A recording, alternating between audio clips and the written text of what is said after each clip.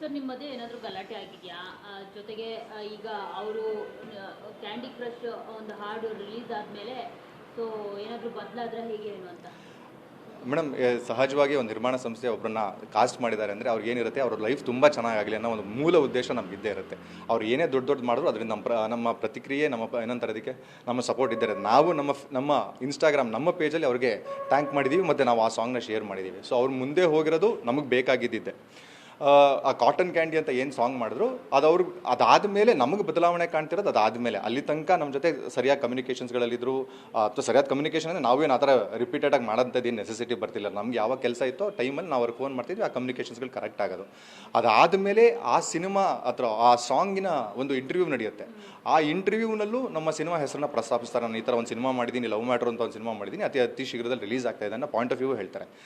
ಈಗ ಅಲ್ಲಿ ಹೇಳಿದಾಗ ನಮ್ಗೆ ಅನ್ಸುತ್ತೆ, ಓಕೆ ಎಲ್ಲ ಕ್ಲೀನ್ ಆ್ಯಂಡ್ ಕ್ಲಿಯರ್ ಆಗಿದೆ, ನೆಕ್ಸ್ಟ್ ನಮ್ಮ ಸಿನಿಮಾ ರಿಲೀಸ್ ಆಗಿದ್ದ ಟೈಮಲ್ಲಿ ಬರ್ತಾರೆ ಅಂತ. ಬಟ್ ಅದು ಹಿಂಗೆ ರೂಪ ತಾಣ್ಕೋತಾ ಇದೆ ಇವಾಗ ಅಂತ ಹೇಳಿದ್ರೆ, ಆ ಸಾಂಗ್ ಮಾಡೋ ತನಕ ನಮ್ಮ ಸಿನಿಮಾ ಹೆಸರು ಬೇಕಾಯಿತು. ಆಮೇಲೆ ಆ ಸಾಂಗ್ ಮಾಡಿದ ಮೇಲೆ ಈ ಸಿನಿಮಾ ಹೆಸರು ಬೇಕಾಗಿಲ್ಲ ಅಥವಾ ನಮಗೆ ಪ್ರತಿಕ್ರಿಯಿಸ್ತಿಲ್ಲ, ನಮ್ಗೆ ಅದೇ ಅರ್ಥ ಆಗ್ತಿರೋದು. ಸೊ ನಾವು ಅದೇನಾರು ಇದೆಯಾ ಅಂತ ಕೇಳೋಕ್ಕೆ ಸಾಕಷ್ಟು ಸಲ ಫೋನ್ ಮಾಡಿದ್ವಿ. ನಮಗೆ ಒನ್ಸ್ ಅಗೇನ್ ಆಸ್ ಹೇಳ್ದಂಗೆ ನೋ ರೆಸ್ಪಾನ್ಸ್.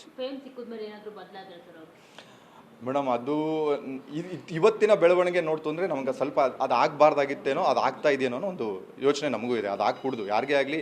ಯಾಕಂತೇಳಿದ್ರೆ ಇಲ್ಲಿ end of the day decision ಆಗೋದು ಆಡಿಯನ್ಸ್ಗಳದು. ನಾವು ಯಾರೂ ಏನೋ ಬಂದ್ಬಿಡ್ತು ಸಿಕ್ಬಿಡ್ತು ಸಡನ್ನಾಗಿ ಎದ್ದು ಬೇರೆ ಚೇಂಜ್ ಆಗಿಬಿಡ್ತೀವಿ ಅನ್ನೋದು, ಮತ್ತು ಹತ್ತಿದೇಣಿನ ಒದ್ದೋದು, ಅದು ಯಾರಿಗೂ ಮಾಡಬಾರ್ದು.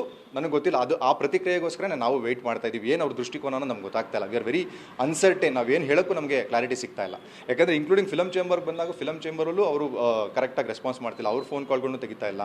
ಅವ್ರಿಗೂ ಬರ್ತೀನಿ ಅಂತ ಹೇಳ್ತಾರೆ, ಕಾಯಿಸ್ತಾರೆ, ಬರ್ತಿಲ್ಲ, ಈ ಥರ ಆಗೋಗ್ತಾ ಇದೆ.